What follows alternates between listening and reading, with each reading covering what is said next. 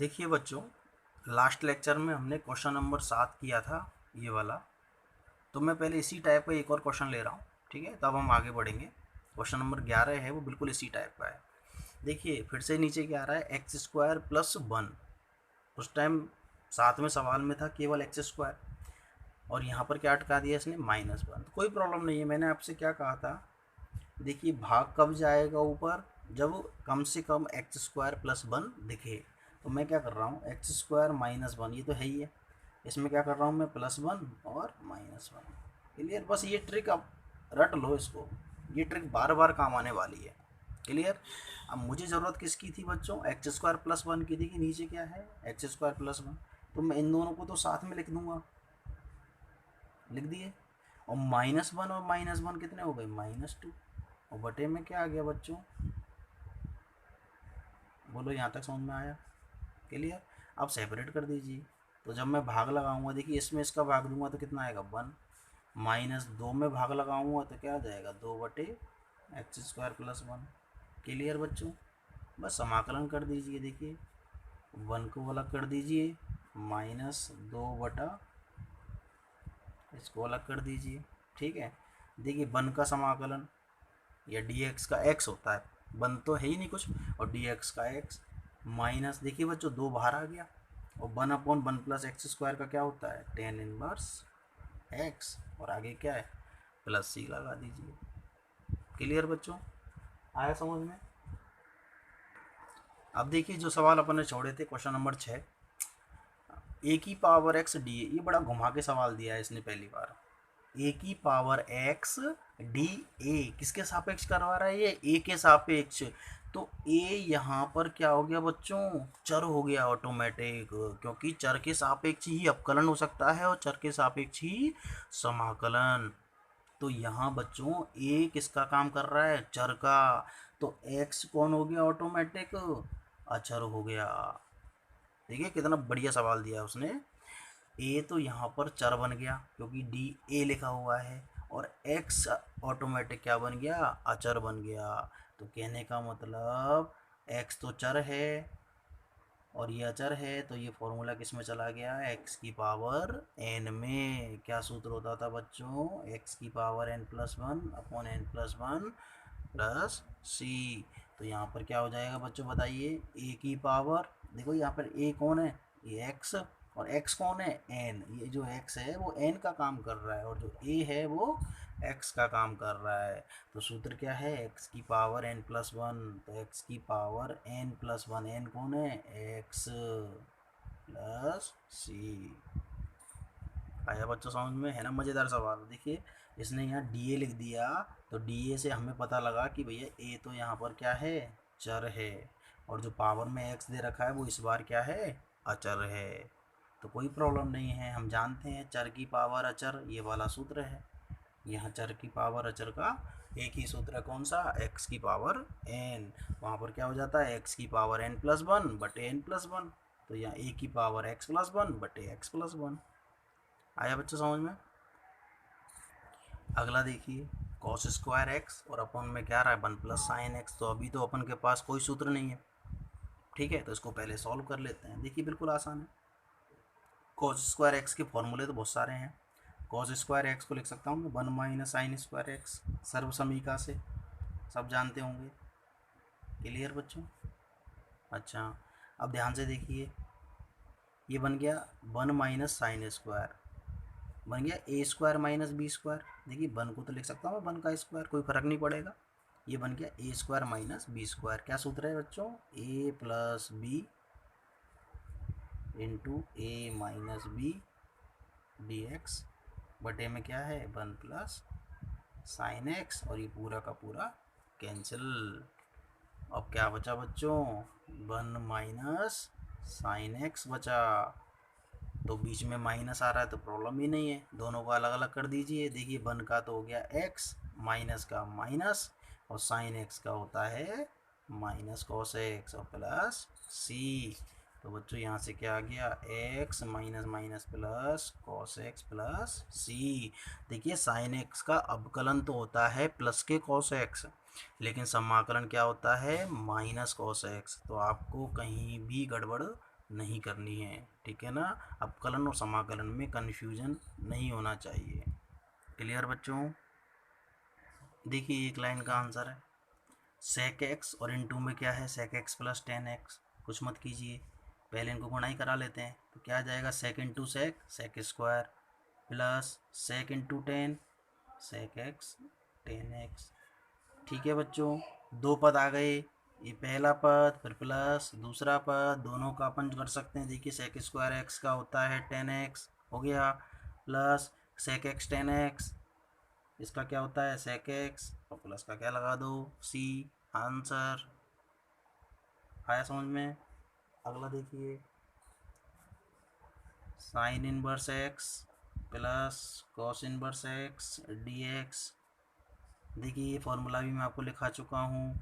Sine inverse x plus cos inverse x क्या होता है पाई/2 होता ही नहीं होता है, बस पाई/2 अचर है बाहर आ गया। समाकलन केवल किसका होगा dx का, और dx का समाकलन क्या होता है बच्चों x।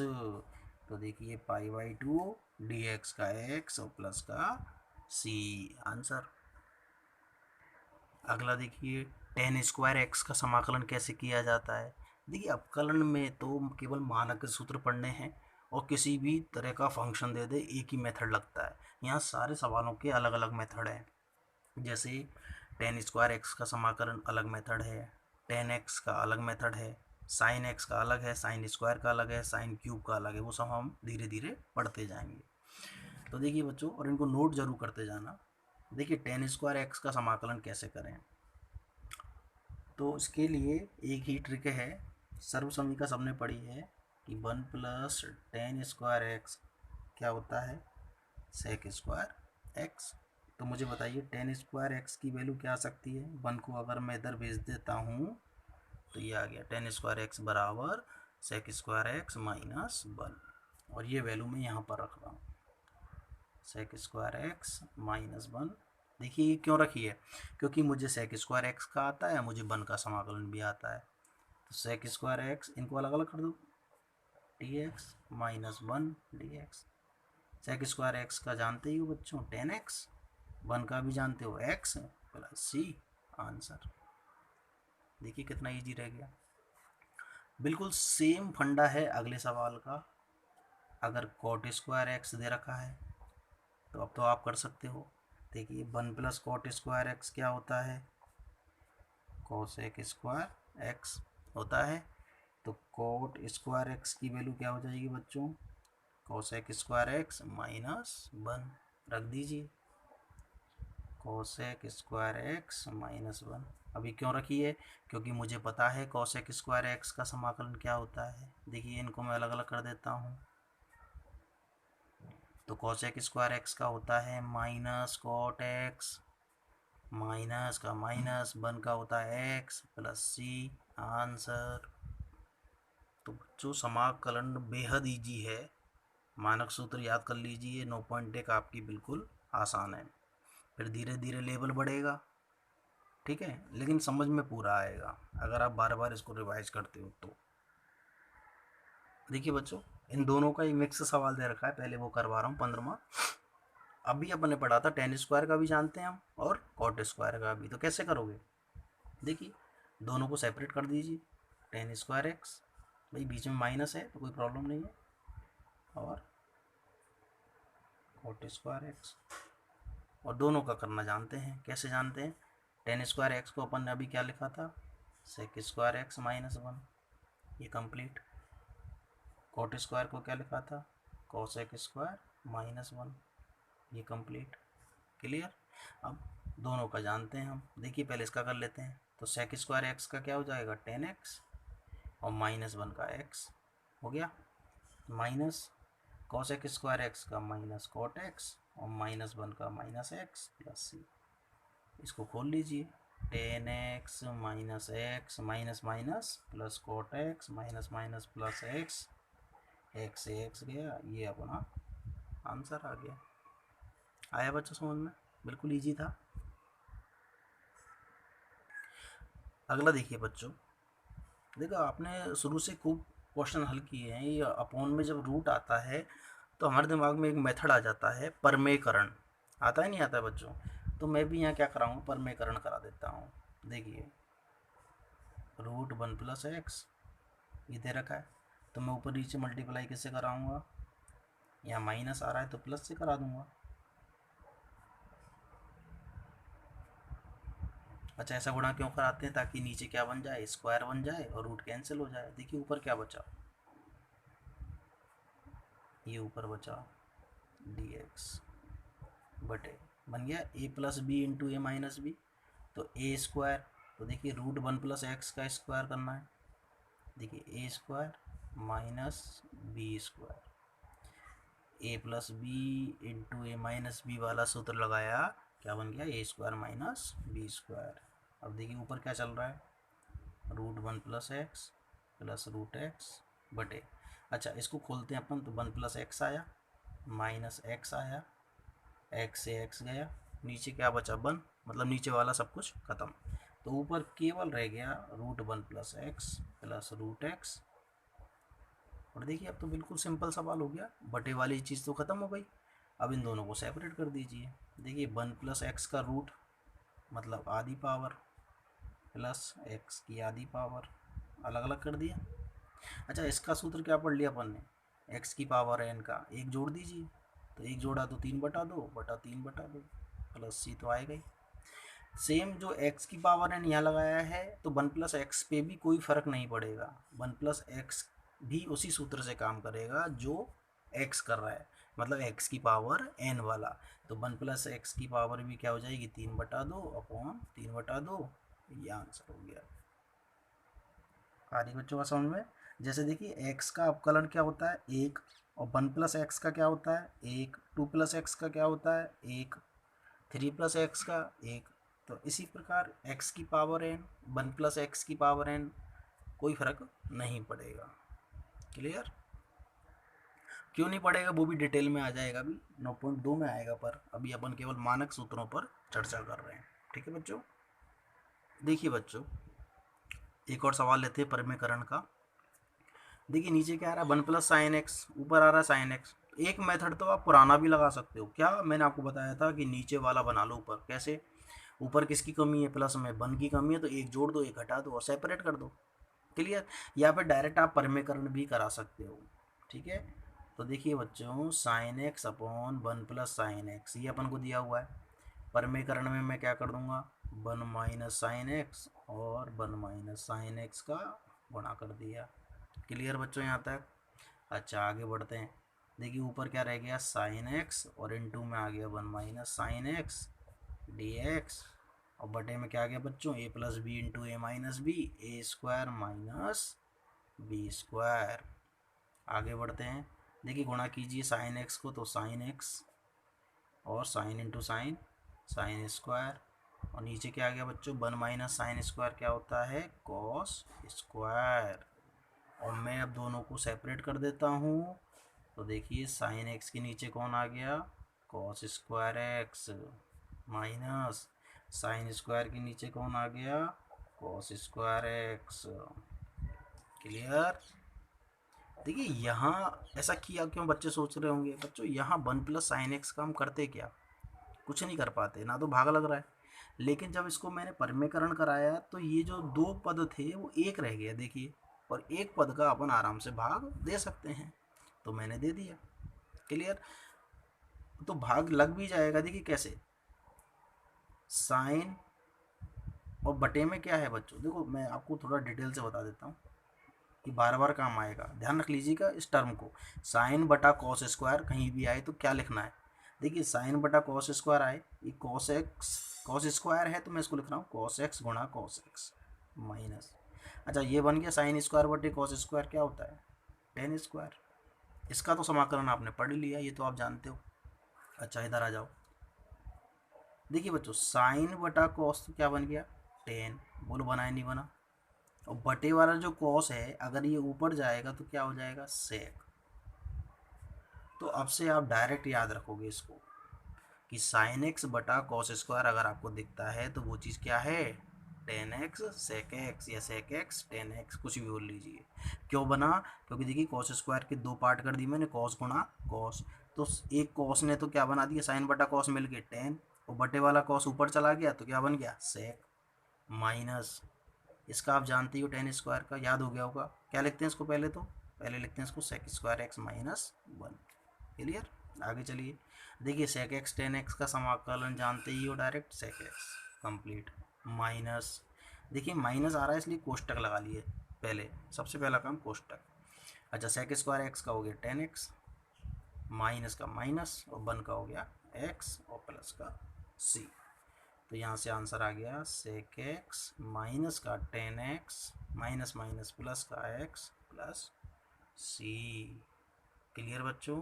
अच्छा इसी क्वेश्चन में जैसे मैंने आपको पहले बताया था कि भाई यहाँ पर दिक्कत आ रही है इसका भाग देने में, तो ऊपर वन जोड़ लो वन घटा दो, ठीक है। जैसे देखिए अगर मैं ऊपर साइन एक्स में एक जोड़ देता एक घटा देता और नीचे क्या है one plus sine x, clear, ऐसा कर देता कोई दिक्कत नहीं है।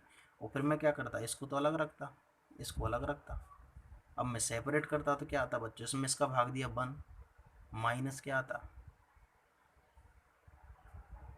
ठीक है। फिर मैं दोनों को सेपरेट कर देता one D X minus one upon one plus sine x D x. तो बच्चों ये तो हो गया अपन का, चलो कोई बात नहीं, इसका तो आ गया एक्स। अब इसका कैसे करते, तो यहाँ पर फिर परिमेयकरण कराना पड़ता, तो सवाल ऐसे भी आप कर सकते हो, अदर मेथड, ठीक है। पहले मैंने वन जोड़ा वन घटाया सेपरेट कर दिया भाग दे दिया, उसके बाद आधा निकल आया इसका तो हो गया बचा ये, लेकिन यहाँ फिर परिमेयकरण अपन ने यहाँ करा दिया बजाय ऊपर डायरेक्ट कराने के, या फिर मैंने डायरेक्ट करा के ले लिया, कैसे भी आप करा सकते हो जो आपको अच्छा लगे, प्रैक्टिस से सब आ जाएगा। देखिए बच्चों और देखिए परिमेयकरण का सवाल आपकी मैं काफ़ी प्रैक्टिस करवा दूंगा, चिंता की कोई बात नहीं है। देखिए समाकलन के अपन एक भी सवाल नहीं छोड़ने वाले। अब फिर से क्या आ रहा है one upon one minus cos x, अब क्या किया जाए, तो फिर से परिमेयकरण किया जाए, क्योंकि नीचे वन माइनस कॉस एक्स का क्या करेंगे कुछ नहीं, तो मैंने इसको मल्टीप्लाई करा दिया वन प्लस कॉस और वन प्लस कॉस, यहाँ माइनस आ रहा है इसलिए मैंने प्लस से, और डी एक्स चल रहा है, तो देखिए बच्चों क्या आ गया यहाँ से वन प्लस कॉस एक्स, देखिए ए प्लस बी इंटू ए माइनस बी बन गया, क्या बन गया ए स्क्वायर माइनस बी स्क्वायर, तो वन माइनस कॉस स्क्वायर। अच्छा और यहाँ से क्या आ जाएगा बच्चों वन प्लस कॉस एक्स और ये बन गया साइन स्क्वायर एक्स।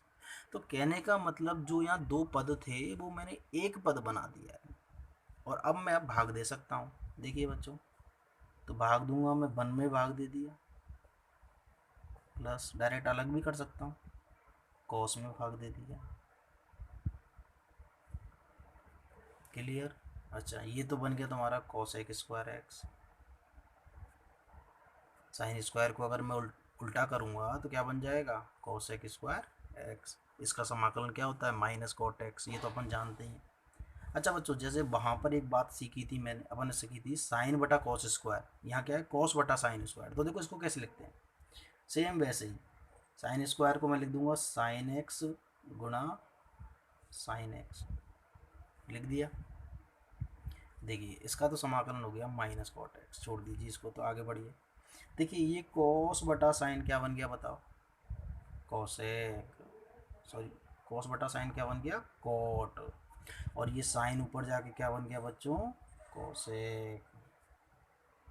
तो ये बार बार आपको इस तरह नहीं लिखने हैं, या कोई समझ में आ जाना चाहिए। देखिए कॉस के बटे में दो साइन है, एक साइन ने तो बना दिया कॉट और दूसरा साइन ऊपर जाके क्या बन गया कॉसेक, और देखिए माइनस कॉट एक्स, और इसका समाकलन क्या होता है माइनस कोसेक एक्स और आगे प्लस सी, ये आंसर हो गया। सूत्रों को रट लीजिए बच्चों, कोसेक एक कॉट एक्स का समाकलन क्या होता है माइनस कोसेक, कोसेक स्क्वायर का क्या होता है माइनस कॉट एक्स, क्लियर। देखिए बच्चों अगला बहुत इजी क्वेश्चन है, चार पद हैं, ठीक है, सबके बीच में क्या लग रहे हैं प्लस, सबको अलग अलग कर दीजिए। देखिए वन को अलग किया वन डी एक्स, इसको अलग किया one upon one plus X square D X, plus तीन बटा X under root D X, plus दो की पावर एक्स डी एक्स।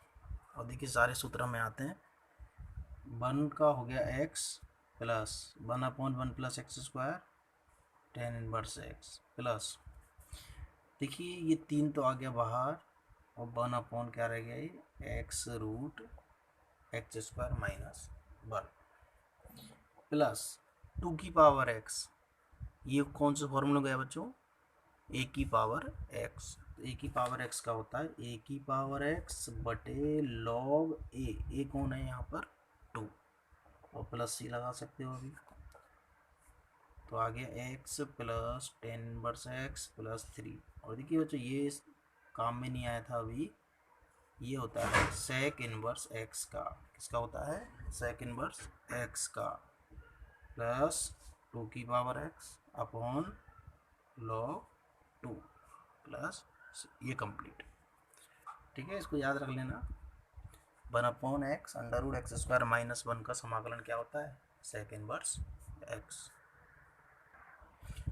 देखो बच्चों एक छोटा सवाल और, देखिए बिल्कुल आसान है, पहले क्या कीजिए, गुणा कर दीजिए, कोट एक्स को टेन एक्स से कर दिया माइनस कोट एक्स को कोसेक एक्स से कर दिया, क्लियर। अब बताइए बच्चों कोट इंटू टेन क्या होता है, कट जाते हैं क्योंकि कोट और टेन उल्टे होते हैं। कोट क्या होता है तुम्हारा 1 अपॉन टेन एक्स होता है, और इंटू में कौन है टेन एक्स, माइनस कौन है,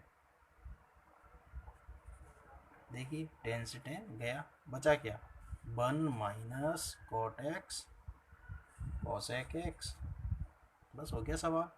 सेपरेट कर दीजिए, 1 अलग minus cot x cosec x ये अलग, और अपन ने कई बार कर लिए। देखिए बच्चों 1 का एक्स होता है माइनस कोट इंटू कोसेक क्या होता है इसका, माइनस कोसेक एक्स होता है, तो माइनस माइनस क्या हो जाएगा प्लस कोसेक एक्स प्लस सी, आंसर।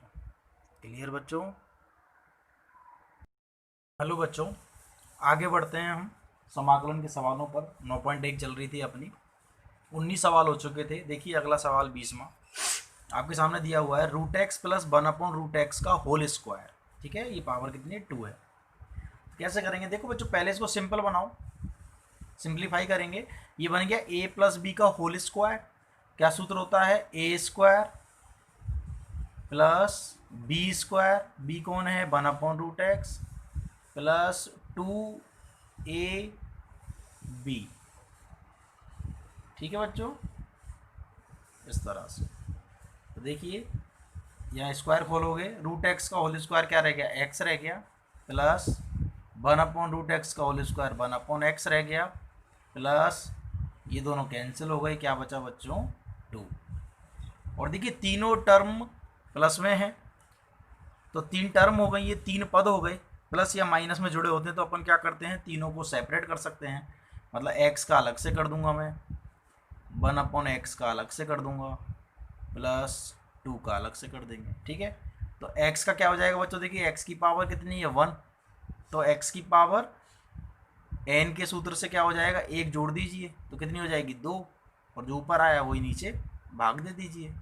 1 अपॉन एक्स का सब जानते हो क्या होता है लॉग x, ये मैंने लिखा दिया है, प्लस देखिए बच्चों 2 तो बाहर आ जाएगा, अचर है, और dx का क्या होता है x, ये भी सब जानते हो, और प्लस में क्या लगा दीजिए c लगा दीजिए, ये अपना आंसर हो गया। क्लियर बच्चों। देखिए छोटा सा सवाल है अगला, log x, लेकिन इसका आधार भी x है बच्चों। देखो log x और आधार क्या दे रखा है x, तो ये भी तुमने पढ़ रखा होगा कि log अगर आधार और ये बगल में संख्या दोनों सेम होती है तो इसकी वैल्यू कितनी होती है 1। जैसे मैंने यहाँ पर e लगा दिया, यहाँ पर e लगा दिया तो 1। अगर मान लीजिए मैंने यहाँ कुछ भी ले लिया, a ले लिया और यहाँ भी a ले लिया, तो वैल्यू कितनी रहेगी 1। कहने का मतलब अगर ये दोनों सेम हैं तो इसकी वैल्यू क्या होती है बच्चों 1।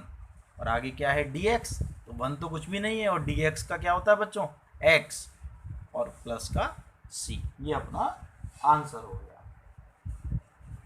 अगला देखिए बच्चों, रूट के अंदर दे रखा है 1 प्लस कॉस 2x और dx। ठीक है, इसका समाकलन करना है। देखिए मैं एक बात पहले ही कह चुका हूँ, त्रिकोणमिति के सारे सूत्र बिल्कुल याद होने चाहिए, कंठस्थ याद, अपकलन हो चाहे समाकलन हो, प्रत्येक में ये काम आने वाले हैं। अब देखिए 1 प्लस कॉस 2x सारे बच्चे जानते होंगे, अब तो कई बार काम में आ चुका है ये। 1 प्लस कॉस 2x का फॉर्मूला होता है 2 कॉस स्क्वायर एक्स क्लियर यहाँ तक? देखिए अगर मैं इसका वर्गमूल लेता हूँ तो 2 का तो आ गया अंडर रूट 2 और कॉस स्क्वायर का आ गया बच्चों कॉस एक्स। क्लियर? अब अचर तो बाहर आ जाता है तो अंडर रूट 2 तो बाहर आ गया, तो समाकलन किसका करेंगे? कॉस एक्स का। क्लियर? और देखिए बच्चों रूट 2 तो बाहर है ही, कॉस एक्स का समाकलन क्या होता है? साइन एक्स, और प्लस में क्या लगा दीजिए? सी। ये हो गया आंसर। अगला देखिए बच्चों cos 2x अपॉन में दे रखा है sine square x cos square x. ठीक है, देखिए ये भी बिल्कुल आसान है, ऊपर है cos 2x, नीचे है साइन स्क्वायर और कॉस स्क्वायर। तो इस केस में क्या कीजिए, वही फॉर्मूले काम आएंगे। अब देखिए बच्चों cos 2x के कई फॉर्मूले हैं। cos 2x बराबर होता है 2 cos square X minus 1, cos 2x बराबर होता है 1 माइनस 2 साइन स्क्वायर एक्स। लेकिन अपन को यहाँ पर देखना है कि यहाँ कौन सा काम करेगा, तो मैं यहाँ पर लगा रहा हूँ बच्चों cos 2x का cos square X minus sine square x, और नीचे क्या है बच्चों? Sine square x into cos square x, और आगे क्या चल रहा है? डी है। तो ये चीज़ बच्चों प्रैक्टिस से आएगी कि अपन को कौन सा सूत्र कहाँ अप्लाई करना है। अभी टेंशन मत लीजिए, ठीक है? ये जब आप प्रैक्टिस करते जाओगे आपको भी समझ में आने लगेगा कि cos 2x का सर ने यही सूत्र काम में क्यों लिया। देखिए आगे मैं इसको क्या करूँगा, अब तुरंत सेपरेट करूँगा। देखिए cos स्क्वायर एक्स में मैं भाग लगा दूंगा sine square x cos square X का। ठीक है, ये तो हर है, अंश में दोनों में इसका भाग जाएगा, तो मैंने ये भाग दे दिया और इनको सेपरेट भी कर दिया। ये माइनस का माइनस लगा दिया और यहाँ मैंने साइन स्क्वायर एक्स में भाग दे दिया sine square x cos square X का। और देखिए अपना काम हो गया फटाफट से। देखिए कॉस स्क्वायर से यहाँ कॉस स्क्वायर कट गया, यहाँ साइन स्क्वायर से साइन स्क्वायर कट गया। देखिए बच्चों क्या बचा, यहाँ बचा, ऊपर तो कुछ नहीं बचा, 1 है, और नीचे बचा साइन स्क्वायर, और 1 अपॉन साइन स्क्वायर क्या होता है बच्चों? Cosec square x. इसी प्रकार देखिए यहाँ क्या बचा, कुछ नहीं तो 1 बचा, नीचे कॉस स्क्वायर है तो 1 अपॉन कॉस स्क्वायर क्या होता है? Sec square. कंप्लीट बच्चों। और देखिए कोसेक स्क्वायर का हमने समाकलन का सूत्र पढ़ लिया, क्या होता है? माइनस कॉट एक्स, फिर माइनस का माइनस, सेक स्क्वायर एक्स का हमने पढ़ लिया 10x, और प्लस में क्या लगा दो? सी। ये अपना क्या हो गया बच्चों? आंसर। आया समझ में? अगला देखिए बच्चों, देखिए कुछ समझ में नहीं आया तो एक बार सेपरेट करके जरूर देखिए। देखिए देखिए जैसे यहाँ पर अभी कुछ समझ में नहीं आ रहा है तो सीधे क्या कीजिए, आप इसको सेपरेट कर दीजिए। देखिए 3 साइन एक्स, देखिए 2 पद हैं, पहला है 3 कॉस एक्स, पहला है 3 कॉस एक्स, तो इसमें भाग लगा दीजिए किसका? साइन स्क्वायर एक्स का, प्लस 4 में भी भाग जाएगा 4 बटा साइन स्क्वायर एक्स। तो ये मैंने इस तरह से सेपरेट कर दिए। ठीक है, इनको भी अलग अलग कर दीजिए। देखिए 3 कॉस एक्स बटे साइन स्क्वायर एक्स डी लो डी एक्स, इसको भी मैं अलग कर देता हूँ। देखिए ये जो शब्द है ना, बार बार मैं काम में लूँगा सेपरेट, मतलब इसका मैंने इसमें भाग दे दिया, इसमें भाग दे दिया, दोनों को अलग अलग कर दिया। ये बड़ा काम का है समाकलन में, पूरी समाकलन में चलेगा। ठीक है बच्चों, जब कुछ भी दिमाग में नहीं आए तो एक बार सेपरेट करके जरूर देखिएगा। देखिए ये 3 तो बाहर आ जाएगा, अचर है। ये चीज़ मैंने आपको पहले ही समझा दी थी कि कॉस है और नीचे साइन स्क्वायर है, बताया था आपको। इसको इस तरह से देखिए, कॉस बटे, इसको ऐसे लिख लीजिए साइन एक्स गुणा साइन एक्स। देखिए बच्चों ये साइन स्क्वायर है तो मैंने क्या लिखा है? साइन एक्स गुणा साइन एक्स, प्लस देखिए 4 यहाँ भी बाहर आ जाएगा, अचर है। अच्छा 1 अपॉन साइन स्क्वायर क्या बन जाएगा? Cosec square. अच्छा इसका तो सब जानते हो, क्लियर। अब आ जाओ इधर। देखिए ये चीज़ भी मैंने आपको पहले बता दी है कि ये कॉस बटा साइन तो बन गया बच्चों कॉट, बना ही नहीं बना? ये कॉस बटा एक साइन तो क्या बन गया? कॉट, और ये साइन ऊपर जाके क्या बन जाएगा? कॉसेक। ठीक है, अब ये बार बार आपको ऐसे लिखने की जरूरत नहीं है। कॉस बटे साइन स्क्वायर आपको दिखता है तो देखिए एक साइन को कॉस के नीचे लगाओगे कॉट, और जो एक साइन बचेगा वो ऊपर जाके कॉसेक। क्लियर? फिर प्लस 4, इसको मैं अभी लिख देता हूँ ऐसे ही। ठीक है, अब देखिए दोनों क्या आते हैं हम पे, कॉट एक्स कॉसेक एक्स, ये होता है बच्चों माइनस कॉसेक, इसका समाकलन क्या होता है? Minus cosec. फिर कॉसेक स्क्वायर एक्स का भी क्या होता है? माइनस कॉट एक्स, तो कितने हो जाएंगे? माइनस के 4 कॉट एक्स, और फिर क्या आता है प्लस का सी। तो बच्चों ये अपना आंसर हो गया। क्लियर बच्चों? देखिए ये जो प्रश्नावली अपन ने पढ़ी है 9.1, इसमें केवल अपन ने मानक सूत्र काम में लिए हैं, ठीक है ना। देखिए यहाँ भी देख ली कॉट एक्स कॉसेक एक्स ये अपन ने पढ़ रखा था, कॉसेक स्क्वायर एक्स ये भी अपन ने पढ़ रखा था। अब जो नेक्स्ट एक्सरसाइज आएगी कौन सी, एक्सरसाइज 9.2 जो आएगी, उसमें जो मेथड चलेगा बच्चों वो चलेगा प्रतिस्थापन। क्या चलेगा बच्चों? प्रतिस्थापन मेथड। क्लियर? जैसे देखिए आपने अवकलन पढ़े थे, मैंने आपको बताया था कि डी डी एक्स ऑफ अगर कहीं लिखा हुआ है साइन रूट एक्स, क्लियर बच्चों? याद होगा आपको अच्छी तरह अवकलन। तो वहाँ अपन क्या करते थे, मानक सूत्र होता था साइन एक्स, लेकिन यहाँ साइन रूट एक्स या कुछ भी दे रखा है तो अपन इसको मन में एक्स मानते थे। क्लियर? फिर इसका मैं अवकलन करता था, साइन एक्स का हो गया कॉस एक्स, ठीक है, लिखते वही थे, और फिर जिसको x माना है उसका एक बार और अवकलन करते थे।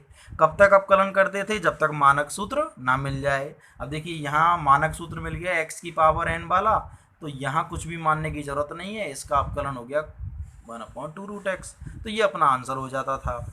क्लियर बच्चों? लेकिन समाकलन में ऐसा नहीं है, यहाँ मन में x नहीं मानना है, तो यहाँ पर क्या करना है बच्चों, यहाँ प्रतिस्थापन करना पड़ेगा। जो सवाल हमें x में दिया हुआ है उसे हम t मान सकते हैं, y मान सकते हैं, थीटा मान सकते हैं, कुछ भी और मान के हमें वो क्वेश्चन करना पड़ेगा। जैसे मान लीजिए आपको दे दिया साइन 3x का समाकलन कीजिए। अब बच्चों अवकलन तो बड़े आसान थे, अब साइन 3x है तो ऐसा नहीं करना है कि आपको मन में आपने x मान लिया, ये गलत है। क्लियर बच्चों? ऐसा आपको समाकलन में नहीं करना है। तो क्या करना है, देखिए साइन 3x हमने नहीं पढ़ा है, हमने क्या पढ़ा है साइन x। तो मैं क्या करूँगा, 3x को मैंने कोई भी नया चर मान लिया, जैसे मैंने मान लिया t मान लिया। क्लियर बच्चों? ध्यान से देखना इस प्रोसेस को, बड़ी आसान है। मैंने इस 3x को क्या मान लिया बच्चों, t मान लिया है। अब मैं क्या कर रहा हूँ, मैं दोनों साइड x के सापेक्ष अवकलन करूँगा। इधर जो इसको भी मैंने t माना है, उसके बाद मैं दोनों पक्षों में t के सापेक्ष क्या करूँगा, अवकलन। तो देखिए बच्चों 3x का करूँगा तो क्या हो जाएगा बच्चों, ये अवकलन में आपने पढ़ लिया है, dx/dt होगा या नहीं होगा, बिल्कुल होगा। इधर से t का अवकलन t के सापेक्ष करोगे तो बच्चों क्या हो जाएगा, 1 हो जाएगा, ये भी आप जानते हो। देखिए फिर क्या करोगे आप, 3dx dt इधर चला जाएगा तो क्या आ जाएगा, dt आ जाएगा 1 से गुणा होके। क्लियर बच्चों? अब देखिए मैंने ऐसा किया क्यों है, मैंने जब x को क्या मान लिया बच्चों, नया चर मान लिया t, x को जब मैंने नया चर t मान लिया है तो dx भी चेंज करना पड़ेगा। जब हम x वाला फंक्शन ले रहे हैं तो x के सापेक्ष समाकलन करेंगे, जब इसको मैंने t में बदल दिया तो यहाँ भी क्या आना चाहिए बच्चों, dt आना चाहिए, क्योंकि हम फिर t के फलन का t के सापेक्ष ही समाकलन करेंगे। इसलिए मैं यहाँ से इस dx को भी हटाऊंगा तो मुझे dx की वैल्यू चाहिएगी, इसलिए मैंने दोनों साइड t के सापेक्ष अवकलन कर दिया, dt को इधर भेज दिया, और यहाँ से मैंने अपना dx निकाल लिया, कितना आ जाएगा, dt/3। बोलो बच्चों यहाँ तक समझ में आया नहीं आया? और ये वैल्यू उठा के अब देखिए अपन यहाँ रखेंगे, ध्यान से देखिए, साइन इस 3x को मैंने t माना है, ये t आ गया। क्लियर बच्चों? और dx को मैंने क्या मान निकाला है, dx का dt/3। अब ध्यान से देखिए 1/3 ये तो अचर है, बाहर आ गया, अंदर क्या बचा, साइन t dt। देखिए बन गया सवाल अपन का, मानक सूत्र में चेंज हो गया नहीं हो गया। देखिए बच्चों साइन x dx हो, साइन t dt हो, साइन थीटा d थीटा हो, वो एक ही बात है, वो मानक सूत्र ही कहलाते हैं। क्लियर? तो देखिए बच्चों बिल्कुल जैसे अपन करते थे नॉर्मली, साइन x का क्या होता था, माइनस कॉस x, तो साइन t का क्या हो जाएगा, माइनस कॉस t, और प्लस के क्या आ जाएंगे बच्चों, c। और फिर अपन क्या करेंगे, लास्ट में t की वैल्यू रख देंगे। t की वैल्यू कितनी थी, 3x, बस t की वैल्यू हम लास्ट में आंसर आने के बाद रख देंगे। बच्चों आया समझ में? क्लियर? तो यहाँ से अब देखिए ये तो मैंने एक बेसिक सा बताया था t कैसे माना जाता है।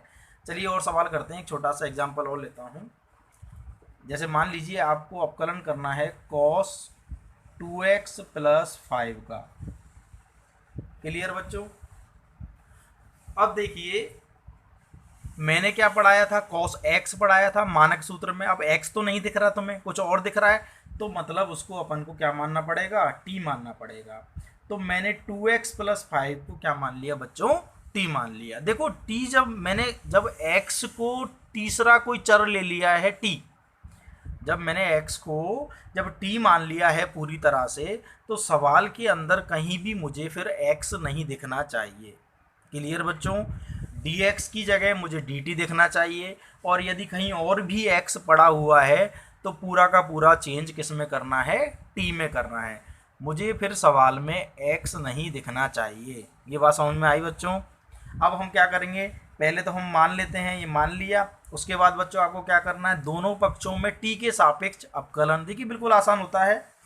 देखिए 2 तो बाहर आ जाएगा, x का करोगे तो dx अपॉन dt, 5 का 0 हो जाएगा, छोड़ दो, और t का हो गया 1। तो यहाँ से आ गया बच्चों 2dx बराबर dt। अब देखिए बच्चों बार बार आपको ये बीच वाला स्टेप लिखने की ज़रूरत नहीं है, ये तो शुरुआत में मैं आपको समझाने के लिए बता रहा हूँ। डायरेक्ट आप अवकलन करोगे, कैसे करोगे, 2 का 2, x का dx, 5 का 0 और t का dt, बस इस तरह से लिखोगे आप। क्लियर? तो देखिए मैं यहाँ से dx निकाल लेता हूँ, मेरा dx क्या आ जाएगा, dt बटा 2 आ गया। क्लियर बच्चों यहाँ तक? अब देखिए सवाल पर मैं वापस आ रहा हूँ, तो क्या आ गया, cos, और ये चीज़ मैंने क्या मानी थी, t, cos t, और dx क्या आ जाएगा बच्चों, dt बटा 2। और देखिए मैंने 1 बटा 2 को मैं बाहर ले आया, तो अंदर रह गया cos t dt। देखिए मानक सूत्र में कन्वर्ट हो गया, और cos t का समाकलन क्या होता है बच्चों, sin t प्लस c। और यहाँ से अगर मैं t की वैल्यू रखूँ तो कितनी थी, 2x प्लस 5 और प्लस के c। तो देखिए बच्चों एक चीज़ आपने नोटिस की होगी कि जब मैंने यहाँ पर साइन 3x का समाकलन किया तो नॉर्मली क्या आया, माइनस कॉस 3x, और बटे में कितना आया, 3। यहाँ भी कितना था, 3। अच्छा फिर इधर आइए, जब मैंने कॉस का किया तो कॉस का क्या होता है, साइन। तो देखिए साइन आ गया आने को तो, और x का यहाँ पर गुणांक कितना था, 2, तो बटे में क्या आ गया, 2। तो कहने का मतलब ये है कि साइन ऑफ, अगर आप ax प्लस b, अब a और b क्या है, मान लीजिए अचर हैं, इसका अगर समाकलन करना है तो साइन का समाकलन जो होता है नॉर्मली माइनस ऑफ कॉस होता है, ax प्लस b, ये पूरा का पूरा आ जाएगा, और बटे में एक चीज आएगी, कौन, x का गुणांक, कौन है, a। जैसे यहाँ पर देखिए कॉस वाले के लिए देखिए, ये इसको ax प्लस बी मानिए, x का गुणांक कितना था बच्चों, 2 था, तो बटे में किसका भाग लगा, 2 का। क्लियर? ये पूरा का पूरा सेम रहेगा। आया बच्चों समझ में? तो जब साइन का करते हो तो क्या आ जाएगा, माइनस कॉस, और बटे में कौन आएगा, x का गुणांक। इसी तरह जब आप कॉस का करते हो, cos of ax plus B का, तो बच्चों यहाँ से क्या आ जाएगा, sine of ax plus B, और बटे में वही a, और ये प्लस c और प्लस c। जैसे मान लीजिए आपसे अगर, देखिए बार बार t मानने की ज़रूरत नहीं है, जैसे मान लीजिए आपसे पूछ लिया 3x माइनस 8 का समाकलन बताइए, तो आप क्या करोगे, सिंपल करोगे। साइन का क्या होता है भैया, कॉस होता है माइनस के, माइनस कॉस ऑफ, ये लो, और बटे में भाग लगा दो, x का गुणांक कितना है यहाँ पर, 3, 3 का भाग लगा दिया, प्लस का c कर दिया, बस कुछ नहीं करना है अगर ये वाला फॉर्मेट है तो। क्लियर बच्चों? या फिर देखिए इस तरह से है कि साइन 5x दे रखा है केवल, तो बच्चों ये भी इसी फॉर्मेट में आ रहा है, ऐसा नहीं है कि प्लस बी, तो हम सोच लीजिए प्लस में 0 है, तो यहाँ पर भी क्या हो जाएगा, माइनस के कॉस 5x, और बटे में x का गुणांक कौन है, 5 प्लस c। क्लियर? इसी तरह मान लीजिए कॉस के अंदर दे रखा है माइनस के 2x प्लस के 3 dx। अब इसका समाकलन पूछ लिया आपसे तो कोई दिक्कत नहीं है, कॉस का क्या होता है बच्चों, साइन, तो sign of minus 2x plus 3, और x का गुणांक कितना है इस बार, -2, तो -2 का भाग दीजिए। क्लियर बच्चों? आई बात समझ में? और देखिए कॉस के अंदर -x -1 इस तरह का दे दिया, नो प्रॉब्लम। क्या हो जाएगा बच्चों, साइन ऑफ -x-1, x का गुणांक कितना है -1, तो ये लीजिए। क्लियर आ रहा है बच्चों समझ में मैं जो बता रहा हूँ? ठीक है, बिल्कुल आसान है, सिंपल। cos 2x का समाकलन क्या हो जाएगा, sin 2x, अपॉन में क्या लगा दीजिए, 2 लगा दीजिए। cos 3x का समाकलन क्या हो जाएगा, sin 3x हो जाएगा, अपॉन में 3 लगा दीजिए। sin 4x का समाकलन क्या हो जाएगा, माइनस के cos 4x, अपॉन में 4 प्लस c। तो बच्चों अच्छा, ये बटे में कैसे आए, इसका पूरा मैं प्रोसेस आपको ऊपर समझा चुका हूँ। क्लियर, दोबारा सुन लीजिए कि इस तरह से अब आपको प्रतिस्थापन मेथड पढ़ना है, जो कि बहुत ज़्यादा इम्पोर्टेंट है समाकलन में। ये बेसिक चीज़ें हैं, पहला तो मानक सूत्र हो गए, उसके बाद ये बेसिक चीज़ है प्रतिस्थापन मेथड। आपको क्या करना है, जैसे आप अपकलन में मन में x मानते थे, यहाँ वो मेथड नहीं चलेगा, यहाँ आपको डायरेक्ट लिखना पड़ेगा बगल में t। लेकिन इन छोटे सवालों के लिए आप डायरेक्ट याद रखिए कि x के गुणांक का अपन भाग दे सकते हैं। क्लियर, आंसर वही आने वाला है। जैसे इसका आंसर देखिए, इतना सॉल्व करने पर ये आया था और यही मैंने आपको डायरेक्ट बताया है, पर आया कैसे वो यहाँ से आप समझ लीजिए। 2x + 5 को मैंने t माना। क्लियर, अपकलन किया। अब देखिए ये स्टेप मैं अभी भी कह रहा हूँ, बार बार आपको लिखने की ज़रूरत नहीं पड़ेगी, आप सीधे इस पर आ जाओगे। कैसे, अपकलन किया, 2x के लिए क्या लगा दिया dx, 5 का हो गया 0 और t का क्या कर दिया dt बस। उसके बाद आपको dx हटाना है, तो dx की आपने वैल्यू निकाल ली। तो देखिए आपने x की वैल्यू पूरे की निकाल ली t में, और dx की वैल्यू निकाल ली आपने dt में। तो आपका पूरा सवाल किस में आ गया बच्चों, t और dt में। ये जरूरी है, कोई भी x बचना नहीं चाहिए सवाल में। जब आपने t मान लिया तो पूरा का पूरा t में कन्वर्ट करना पड़ेगा, उसी के बाद हम आगे बढ़ेंगे। ऐसा नहीं कि यहाँ पर एक x भी चल रहा है, t भी चल रहा है, इधर dt भी चल रहा है, तो आप समाकलन कर ही नहीं सकते।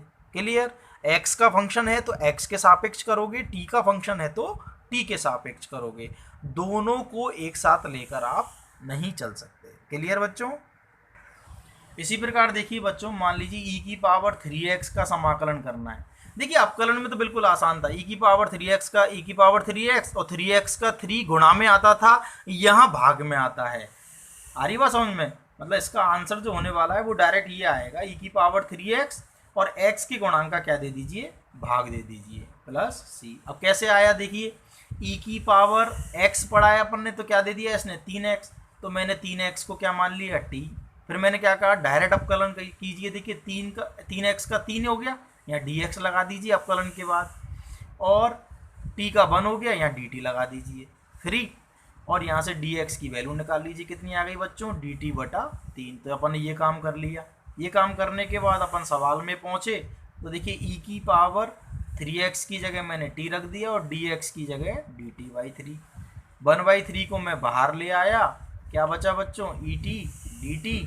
तो यहाँ से क्या आ गया, e⁻t का e⁻t होता है प्लस c, और t की वैल्यू कितनी है 3x प्लस c। तो देखिए ऑटोमेटिक x के गुणांक का भाग लग रहा है, तो आप डायरेक्ट इसको भी याद रख लोगे कि e की पावर में ax + b कुछ भी हो, तो डायरेक्ट आंसर क्या हो जाएगा, e की पावर ax + b, ऐसा कैसा, और x के गुणांक का भाग लगा दीजिए।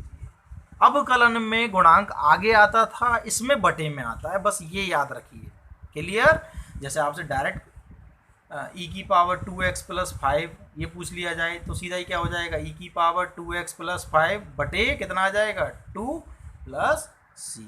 क्लियर बच्चों, आई बात समझ में। जबकि अवकलन में जब क्या होता था, जैसे e⁻4x का आपने अवकलन किया, तो e⁻4x का e⁻4x और फिर 4x का क्या आ जाता था 4, यहाँ गुणा में आता था और समाकलन में बटे में आ जाता है। क्लियर बच्चों, याद रहेगा, ये कॉन्सेप्ट बिल्कुल क्लियर करो। इनमें कोई प्रॉब्लम आए तो मुझे तुरंत कॉल पे बताओ, चाहे व्हाट्सएप पे बताओ, कैसे भी, ठीक है ना बच्चों। पर इसमें दिक्कत आपको नहीं आनी चाहिए। बस एक बार ये अगर ये कॉन्सेप्ट बैठ गए तो समाकलन बिल्कुल आसान है, वो बहुत ज़्यादा आसान है। ठीक है बच्चों।